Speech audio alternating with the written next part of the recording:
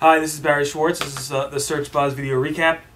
Today is Friday, January 28th, and we have a lot to discuss, so I think we'll just get started. This is the news we covered pretty much over at the Search Engine Roundtable over the past week at seroundtable.com.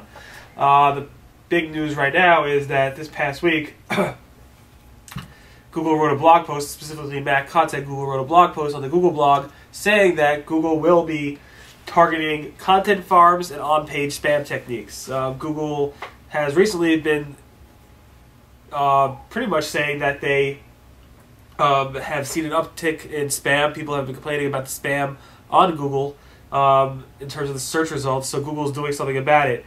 Google's done a lot in 2010 about the hacked sites, but MacCut's promised to do even more. Specifically, they released a new classifier that makes it harder for spammy on-page content to rank quickly and highly in Google. That's supposedly been released already, but in the future, Google and MacCut's promise to take stronger action on content farms and sites that consist primarily of spammy or low-quality content. So that's the big news. Something's going to happen. And the question is it going to be impacting demand media like eHow, or will it be impacting some more of those low-quality blogs out there, such as my site? I don't know, not sure, but that's what's happening. That's what's being discussed right now. What we noticed this morning was a post over at Webmaster World from a bunch of webmasters saying that their site has recently, as of January 26th or January 27th, have taken a major hit at Google. They have high-quality content. They are the best sites in the world, but yet their rankings, which have been high and top rankings for the past several years, have significantly dropped or gone vanished from Google as of January 26th, January 27th. The question is, in my mind, is this Google's content spam algorithm kicking in, or is it something else? That's the big question. I'm not exactly sure what exactly is going to happen here, but it seems like Google has made some algorithm changes where a lot of sites have been dropped from the index or significantly dropped in the rankings of the index. Their traffic has declined from Google, and people are not sure why. Again, people are reporting this as of January 26th, January 27th, a major drop in their rankings. I haven't heard from places like eHow or those types of websites as of yet in terms of if they dropped in their rankings, but it'll be interesting to see over the course of the weekend if things have changed. For a lot of webmasters, and if people are complaining about this specifically. Again, these people are saying they have high-quality sites. Again, what Google determines to be high quality and what they consider to be high quality is two different things, obviously. The next topic is also content spam. Google themselves are in trouble for content spamming their own index, actually. We did a post this morning that Vanessa Fox covered a couple days ago from a tweet from Rochelle, who basically saw that Google Translate results, or the Google Translate translations on Google.com were actually polluting the index. If you do a search for site translate.google.com, you'll see tons and tons of results come up. This is because Google forgot or accidentally did not block the Google Translate pages from their index. Google took care of that actually last night or yesterday sometime. So the search results should start coming out, but basically Google was spamming themselves. This is not the first time Google spammed themselves. Google, I don't think, took a manual action to penalize themselves for this. They've done that in the past. All they did this time, I believe, was basically include a couple more snippets of lines of things that should be removed in the robots.tsc file, and hopefully that will be removed slowly. But it is interesting and funny to see sometimes when Google themselves pollute their own index. As we know, Google Translate content is specifically something that Google thinks is considered should not be indexed. And not just that, you can't auto-translate your website and use Google Translate to do that because Google does not want that content in their index. That's against their webmaster guidelines. So that's just interesting to see anyway. On the Google side as well, Google started censoring piracy-related keywords from Google search suggestions or Google search or Google Suggest or Google what do they call it, instant search now. So if you do a search for things like torrent or BitTorrent or uTorrent or RapidShare or stuff like that, you won't see Google's predictions show up in Google Instant Search. It's gone. The question is for how long. I'm not sure, but it seems like things like BitTorrent might come back because it's a brand name, whereas torrents might stay away forever. The interesting thing is, some people are very, very upset with Google, obviously, because it's kind of a censorship of some level, and people want to be able to search for these types of things for educational purposes, but Google saying no, if it's piracy related, they're going to go ahead and remove them from their search suggestions and instant search predictions. So that's pretty interesting. We have a blog post about this on January 27th. The question is also, way back when, I wrote a blog post about how Google, when they first launched Google Instant, they weren't allowing people to search for lesbian, which upset the lesbian and gay community. And Google promised to fix that. Thing is, Google has not fixed that. If you type in LESB or whatever, continue, it will actually not show you any search results for topics on lesbian, which is interesting.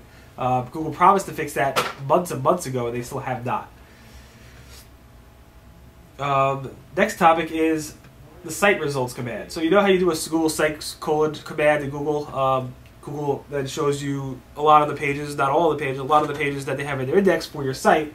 Matt Cutts did a video blog post this week about how those sites results commands are actually ranked. It was pretty interesting. Basically, and I'll quote what Tenster said at Webmaster World. Well, they do use a few different factors for ranking them.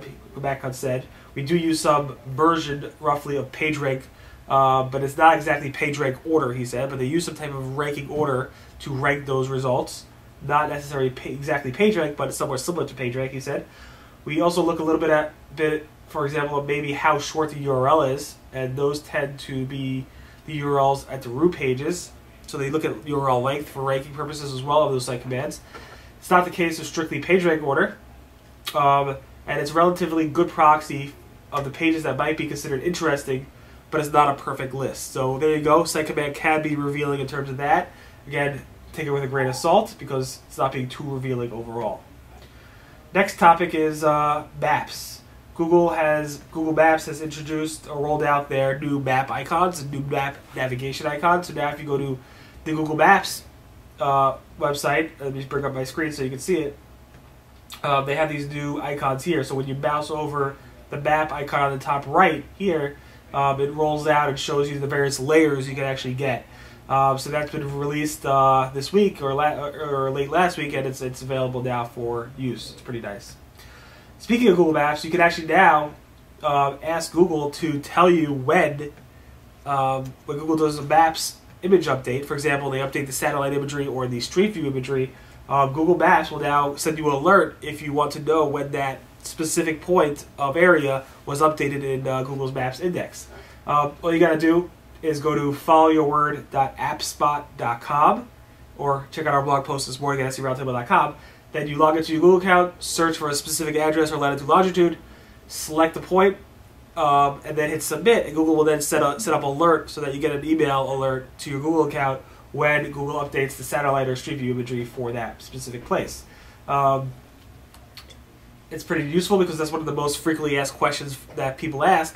When will Google update my home picture or my office picture? Now Google will tell you when they'll do it, but they'll tell you after the fact that they've done it, and you'll know pretty much immediately, or according to Google at least. Bing released a new landing page for their image search homepage. It's pretty much all graphics. It pretty much updates daily, where it has the most popular search terms for that day in terms of image search, and it'll basically pull together the top images for that day.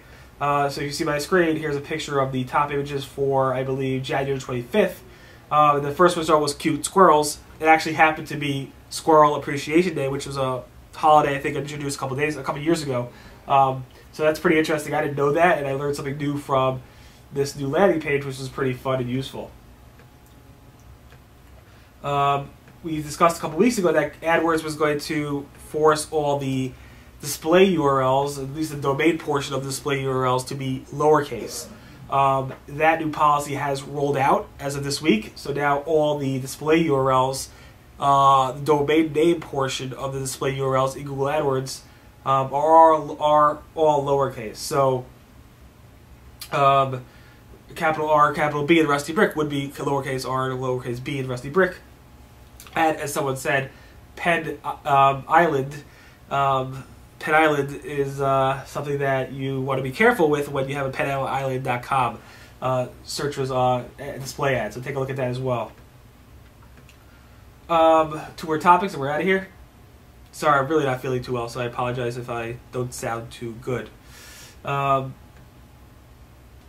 Next topic is Google AdSense. Google AdSense, well, not really Google AdSense, but basically Google, Firefox, and IE are all announcing new extensions or plugins or features within the actual options of the browser to specifically block with what is called behavioral ads, behavioral targeted ads, what Google calls interest-based ads. Basically, if you opt out, Google wants you and other search engines or other browsers want you to say, don't track me across the web, don't serve me ads based on my behavior on the web. I don't want you tracking me. I don't want you serving me ads based on my tracking me.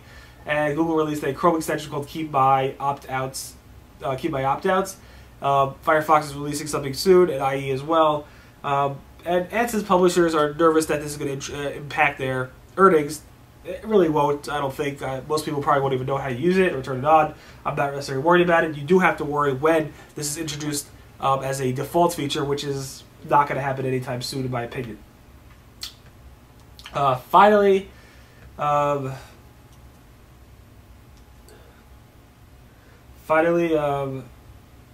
Google announced their earnings and a new CEO, which we discussed last week.